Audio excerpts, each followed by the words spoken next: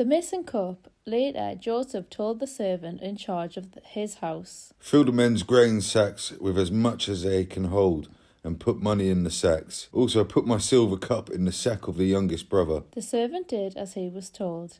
Early the next morning, the men were sent on their way with their donkeys, but they had not gone far from the city when Joseph told the servant, "Go after those men. When you catch them, say, 'My master has been good to you, so why have you stolen his silver cup?' Not only does he drink from his cup, but he also uses it to learn about the future. You have done a terrible thing." When the servant caught up with them, he said exactly what Joseph had told him to say, but they replied, "Sir, why do you say such things? We would never do anything like that. We even returned the money we found in our grain sacks when we got back to Canaan. So why would we want to steal any silver or gold from your master's house? If you find that one of us has the cup, then kill him, and the rest of us will become your slaves." "Good," the man replied. "I'll do what you have said, but only the one who has the cup will become my slave. The rest of you can go free." Each of the brothers quickly put his sack on the ground and opened it. Joseph's servant started searching the sack, beginning with the one that belonged to the oldest brother.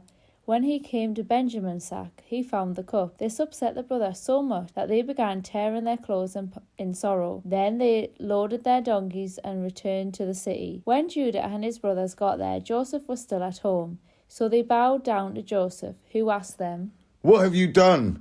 Didn't you know I could find out? Sir, what can we say?" Judah replied, "How can we say we are innocent when God has shown we are guilty? And now all of us are your slaves, especially the one who had the cup." Joseph told them, "I would never punish all of you. Only the one who was caught with the cup will become my slave. The rest of you are free to go home to your father." Judah pleads for Benjamin. Judah went over to Joseph and said, "Sir, you have as much power as the king himself, and I am only your slave.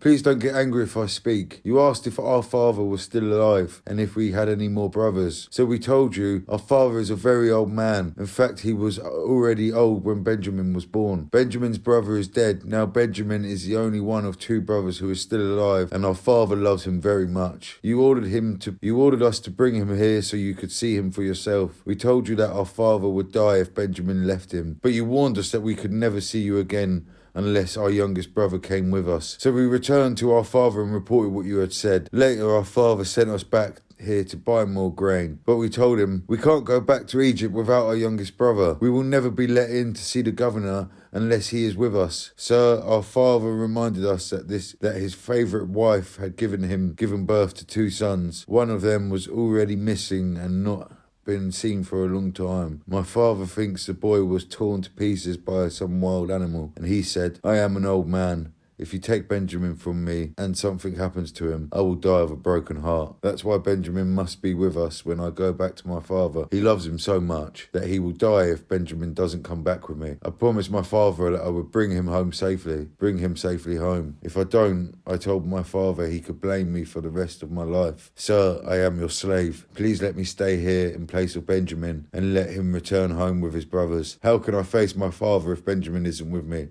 I couldn't bear to see my father in such sorrow.'"